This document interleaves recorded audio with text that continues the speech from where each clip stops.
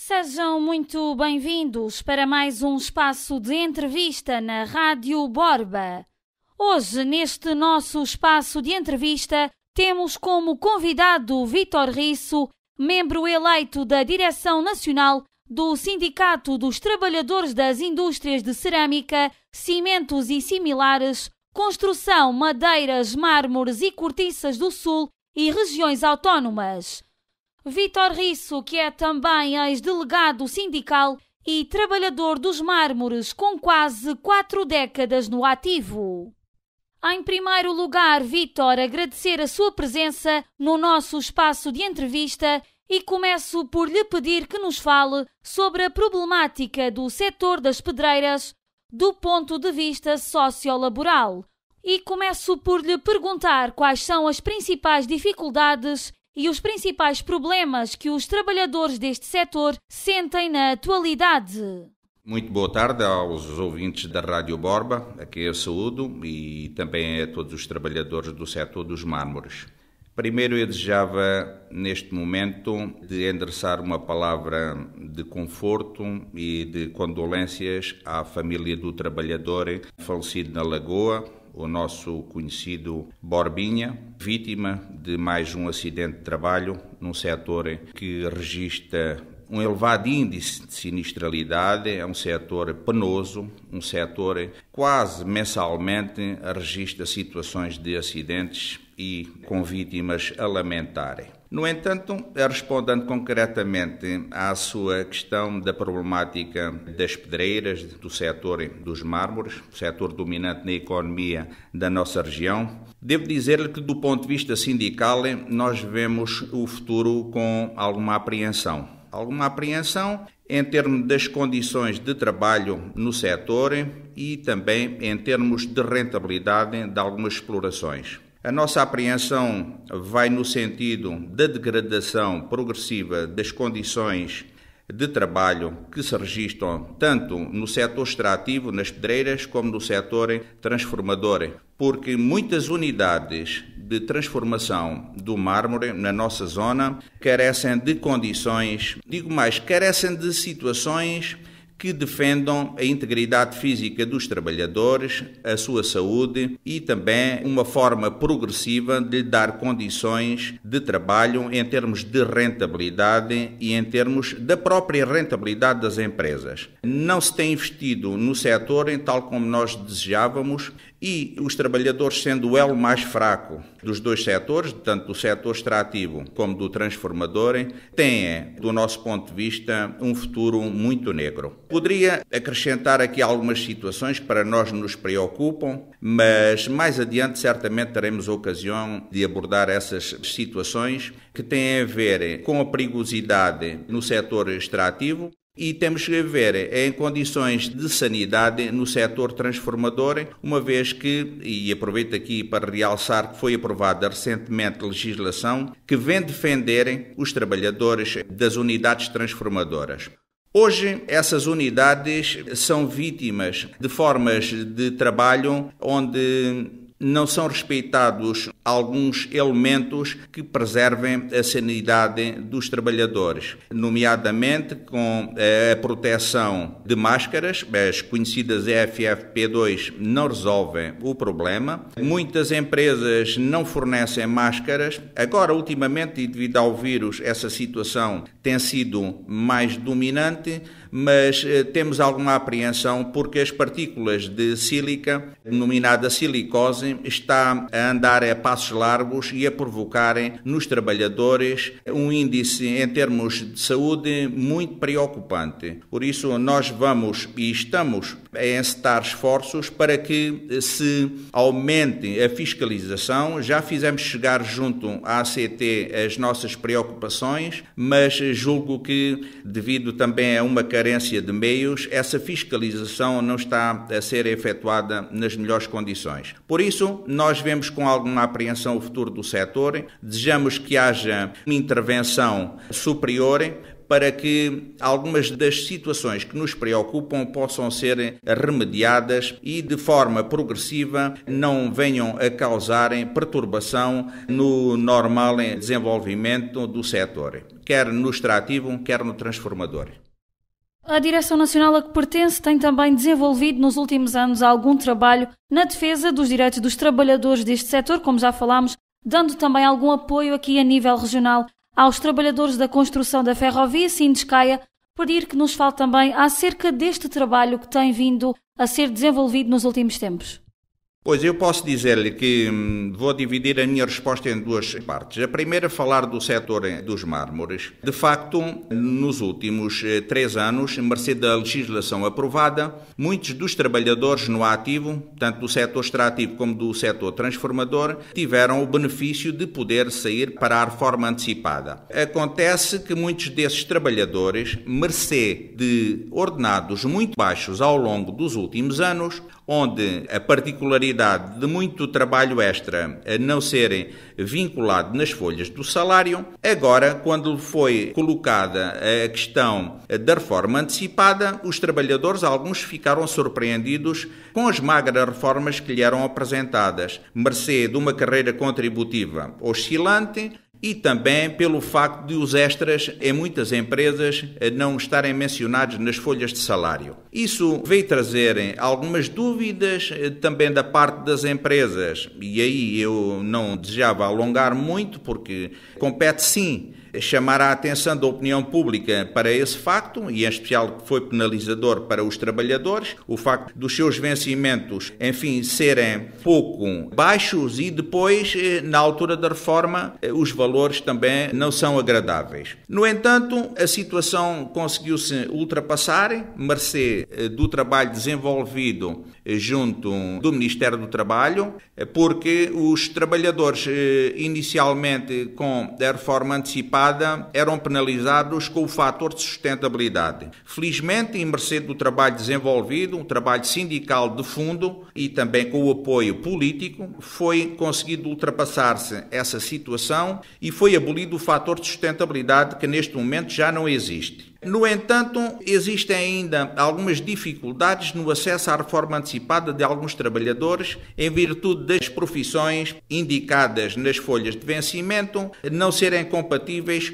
com as profissões e categorias profissionais mencionadas na Portaria 88/2019. Isto é a parte negativa da legislação em relação a esses trabalhadores. Mas esses trabalhadores, com o nosso apoio, conseguiram também ultrapassar algumas dessas situações. Isto em relação aos mármores aqui da nossa zona, porque a nossa esfera de ação vai muito mais longe e todos os trabalhadores das pedreiras, desde a zona centro à zona sul, enfim, nós estamos disponíveis para os ajudarem, esclarecerem e, claro, se tiverem em condições de aceder à reforma antecipada, teremos todo o gosto, como um contributo para uma vida de trabalho árdua e penosa, de lhe darem agora o justo contributo. Em relação à segunda questão da ferrovia, pois a ferrovia é uma obra muito importante e que está a decorrer com algum atraso. O nosso sindicato também tem um papel importante porque permite aos trabalhadores terem um ponto de apoio de natureza sindical,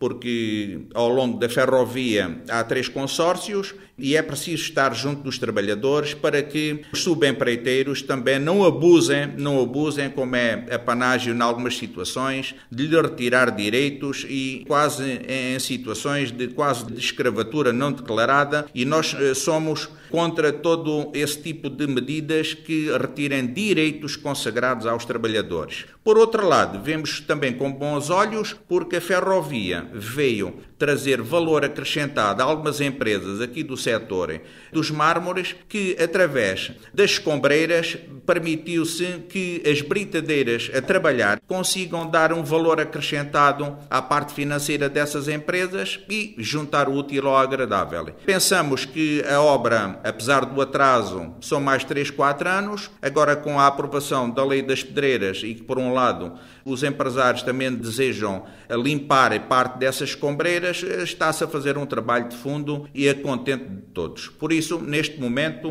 com todas as dificuldades do setor, vemos que a obra da ferrovia vem trazer alguns benefícios a algumas empresas aqui da zona com a venda da brita.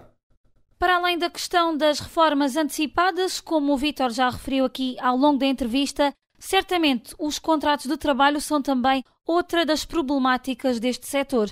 Perguntar-lhe se os trabalhos precários são também uma realidade neste setor.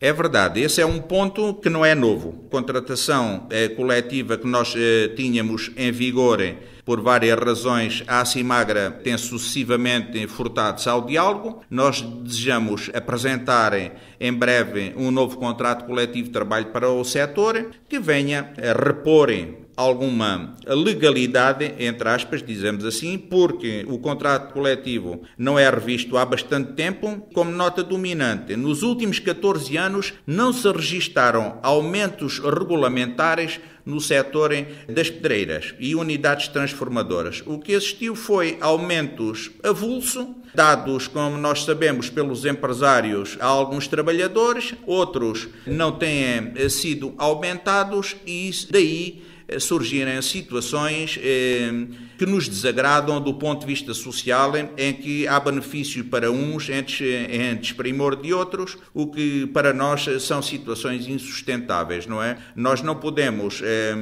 estar tantos anos sem que os trabalhadores de um setor que trouxe riqueza a esta zona, que contribuiu para o desenvolvimento não só desta zona, mas também darem uma nova dinâmica à exploração das pedreiras, tenha salários tão baixos. Os trabalhadores agora chegados à reforma antecipada, trabalhadores com mais de 60 anos, vejam as suas magras reformas a rondarem o valor do salário mínimo nacional e pouco mais. Também aqui ao longo da entrevista já falámos acerca da nova lei das pedreiras. Pedir agora que nos fale acerca do impacto desta nova lei neste setor e perguntar-lhe também quais são os principais impactos que esta nova legislação terá neste setor. Bem, a nova lei que foi aprovada vem não ao encontro daquilo que nós propomos para os trabalhadores, mas sim a nova lei das pedreiras deverá ser analisada a frio pelo setor empresarial. Sabemos que é mais um imposto que está ali, mas do nosso ponto de vista o fator mais positivo, e foi aquilo que eu me referi anteriormente, é a obrigatoriedade dos empresários aterrarem as pedreiras que estão desativadas e também darem escoamento à parte das escombreiras, uma vez que muitas das escombreiras é uma mistura de inertes que está a prejudicar as linhas de água, porque foram lá depositadas natas e outros detritos das unidades transformadoras. E essa situação tem que ser a contente de todos ultrapassada e esperamos que, para além daquele imposto que está lá e que não nos agrada nem desagrada, e será um assunto da área da Acimagra a ser debatida no local próprio, do ponto de vista do meio ambiente, os trabalhadores veem com bons olhos e agrado a nova lei das pedreiras, porque vem colmatarem uma lacuna que iria perdurar no tempo e dificilmente seria solucionada. Esperamos que passarem da teoria à prática e será um benefício para toda a região, uma vez que os PDMs das autarquias da zona dos Mármores, toda a gente lhe passava por cima e não eram respeitados. Vamos ver se a nova lei das pedreiras conseguirá repor aí alguma legalidade, porque até nesse caso o PDM aprovado aqui na Câmara Municipal de Borba é um dos mais progressistas, digamos assim, em termos de defesa do meio ambiente. Falarmos também do turismo, que está certamente também associado a este setor. Existem algumas pedreiras e alguns circuitos de turismo industrial que estão também a ser criados para mostrar também a paisagem e a extração de mármore. Perguntar como é que vê a criação destas zonas turísticas e circuitos turísticos, podemos chamar assim, em algumas pedreiras. Bem, eu vejo com bons olhos e, de facto, a existência de gruas e de outros equipamentos que servirão necessariamente de atração turística para quem de outras zonas do país e até do estrangeiro venham visitar as pedreiras. De facto, há pedreiras deslumbrantes. Eu ainda há pouco fiz um levantamento a nível das escombreiras, desde a área limite do concelho de Vila Viçosa, desde São Marcos, à Fonte Soeiro, à Lagoa, a Cabanas, à parte da Vigária e até ao Moro, e depois terminando em Estremoz, e vês que, de facto, é de uma beleza incalculável estabelecer aí circuitos turísticos que, numa fase, e esperamos que esta situação do vírus não se arraste muito tempo, e vejo aí uma forma de juntar o turismo cultural com o turismo ligado às pedreiras, juntar aí o útil ao agradável e tornar esta zona de facto atrativa e ter um polo de saída diferente daquilo que nós estamos habituados. E por que não encontrar uma solução para a derrocada da estrada Vila Viçosa-Borba, uma estrada com um passado real, com um passado que não pode ficar ali ao abandono. Certamente os técnicos encontrarão uma solução que eu não vou aqui adiantar, mas que existem soluções viáveis para o aproveitamento pedonal de toda aquela zona, a englobar num circuito turístico, como já disse, em que acreditamos, mas essa é uma solução que não depende de nós. Possivelmente até seria um trabalho intermunicipal com as autarquias interessadas e penso até, acredito que não demorará muito tempo que se deite mãos à obra e seja no futuro uma realidade. Eu acredito que sim, apesar da problemática que existe aqui com a situação das pedreiras. Recordo aqui que o caso da 255, que tem não só aqui em relação a Vila Viçosa, a Borba, mas depois na continuação de Vila Viçosa para o Alandroal, tem ali uma zona de estrangulamento, chamamos-lhe assim, que veio alterar de facto a mobilidade dos munícipes e colocarem alguns entraves à normal circulação de ligeiros e pesados. Em relação à 254, Vila Viçosa-Bencatele, a situação é problemática e do ponto de vista sindical, do ponto de vista dos trabalhadores, nós vemos com alguma apreensão as condições de segurança em que aquela pedreira está a laborar, têm sido feitos alertas e, de facto, as entidades superiores parece que tendem a chutar a bola para o canto e a olhar de lado para a situação, uma situação que deve ser encarada de frente, porque, para além do prejuízo que está no dia-a-dia a ser transposto para os munícipes, em termos de segurança dos trabalhadores, causa-nos muita apreensão e desejamos que a solução passe por um entendimento ou então por medidas mais drásticas, inclusivamente pelo encerramento daquela parte da exploração da pedreira junto à estrada. Porque nós só dizemos, a estrada está no mesmo sítio, a pedreira é que avança em relação à estrada. E galerias por debaixo da estrada é incomportável em termos de segurança. No entanto, esperamos que essa situação não se arraste por muito tempo e tenha, de facto, a concretização rápida e que não aconteça nenhum acidente que venha pôr de novo em foco a falta de condições para a elaboração naquela situação, porque é uma pedreira com uma profundidade muito grande e a situação, quanto maior for a profundidade, agudizam-se os problemas em termos de segurança.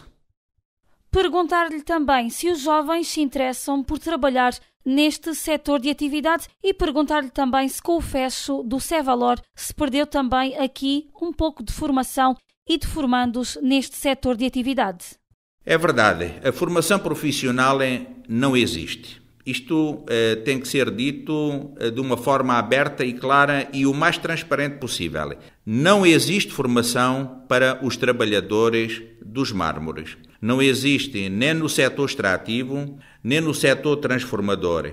É uma lacuna que se vem agravando Em tempos ainda se pensou no ensino secundário de fazer alguma coisa, houve muitas tentativas, houve algumas iniciativas, mas também lhe digo, o Cevalorem não cumpriu a missão. Possivelmente por isso é que o fecharam, não é? Não cumpriu nem a missão, possivelmente do lado dos empresários e do lado dos trabalhadores, não. Eu contaria pelos dedos de uma mão, dividido por 2, o número de trabalhadores que passaram pelo Cevalorem e que hoje estão no ativo nas pedreiras. Sei sim que houve, em nome da formação profissional, o recebimento, nos finais da década de 80 e 90, de verbas avultadas dedicadas à formação profissional nas empresas, e quem tirou daí benefício foram alguns formadores de dentro das empresas, alguns até recebendo a 2 carris e mais, e que a formação não existiu. A formação era dada, e eu estava lá, era dada pelos mais velhos aos mais novos.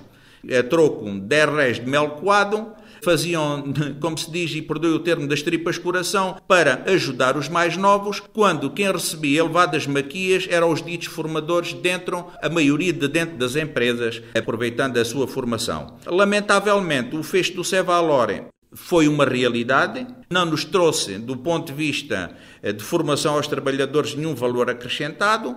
Vemos o futuro com muita apreensão, não vemos uma forma de saída. Para alguns setores, houve formação dada pelo IFP, mas era na área da mecânica, da eletromecânica, da parte elétrica, mas concretamente naquilo que traz um valor acrescentado às unidades transformadoras, a formação profissional é nula e foi nula.